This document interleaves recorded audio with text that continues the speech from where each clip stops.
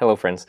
So I'm getting the impression that a lot of you are still wondering, what do I do with the time that I have?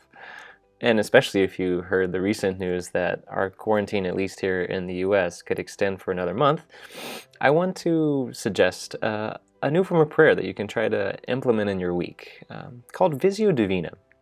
Now, you've probably heard of Lectio Divina. It's when you take the scriptures and you read them, not at the pace that you would read a regular book, but you read them in a more methodical way. You read only a small portion, and you read it at the pace that you can really read and pray and meditate at the same time. Allow what you have read to really sink in and motivate you to pray. And so it would be sort of the same idea, but with sacred art. And the church has a treasury of sacred art that we can tap into and help motivate us to prayer. Art that depicts many of the mysteries of the life of our Lord, the life of our Blessed Mother, but even the lives of people maybe we don't know. And so what I want to suggest for today's prayer maybe is to take El Greco's the burial of the Count of Orgaz, El entierro del Conde de Orgaz. It's considered by many to be El Greco's masterpiece, and it depicts the story of the Count of Orgaz and his burial, hence the name. But what happened at his burial is something for many of us maybe unimaginable. Before the parish priest or his family or his friends could come and place the Count of Orgaz in his tomb, St. Augustine and St. Stephen themselves came down from heaven to do that. Why?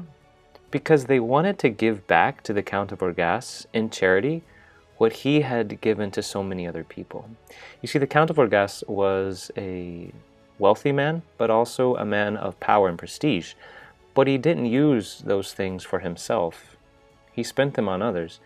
He spent them in works of charity, helping those in need, but also helping to beautify his local parish, making it a temple worthy of God. And so for all of those works of charity, the saints came to his aid and repaid him for that.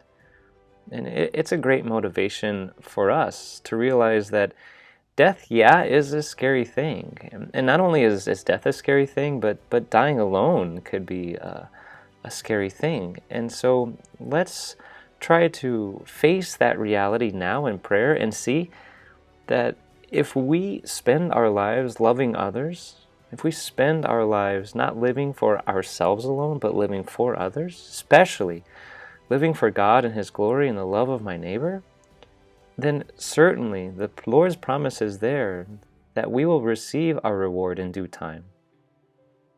And so let us take the chance today to look up the burial of the Count of Orgaz.